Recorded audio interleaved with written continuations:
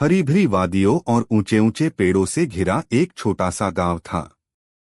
गांव के बाहर नदी के किनारे एक विशाल अनार का पेड़ खड़ा था। वह पेड़ गांव की शान था। उसकी शाखाओं पर हर मौसम में लाल लाल दानों से भरे अनार लटकते रहते। गांव के बच्चे अक्सर वहां खेलने आते और मीठे अनार तोड़कर खाते। इसी पेड़ पर एक नन्ही चिड़िया और उसका परिवार रहता था। चिड़िया अपने साथी और दो छोटे बच्चों के साथ खुशी खुशी जीवन बिता रही थी।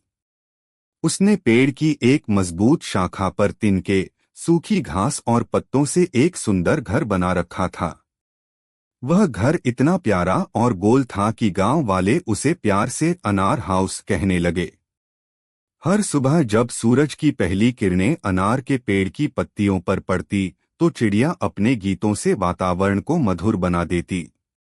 उसकी मीठी चहचहाहट से गांव वाले भी दिन की शुरुआत खुशी से करते। बच्चे अक्सर कहते, देखो, चिड़िया का अनार हाउस तो पूरे गांव को जगाता है। चिड़िया अपने बच्चों को उड़ना सिखाती, उन्हें दाने चुगना सिखाती और साथ ही साथ गांव के बच्चों से भी मित्रता कर लेती। बच्चे जब अनार तोड़ने आते तो चिड़िया उन्हें देखकर फुदकने लगती और कभी-कभी पास आकर उनके हाथ से दाना भी खा लेती। लेकिन सुख के दिन हमेशा एक जैसे नहीं रहते। एक दिन गांव में कुछ बाहरी व्यापारी आए। उन्होंने देखा कि अनार का पेड़ कितना फलदार है।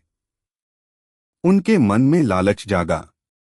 उन्होंने सोचा, अगर हम यह पेड़ काट लें तो लकड़ी भी बिक जाएगी और अनार भी। अच्छा मुनाफा होगा। गांव वालों को जब यह बात पता चली तो वे चिंतित हो गए। वे पेड़ को काटने के पक्ष में नहीं थे क्योंकि यह पेड़ उनकी पहचान और खुशहाली का प्रतीक था। सबसे ज्यादा चिंता तो चिड़िया को हुई।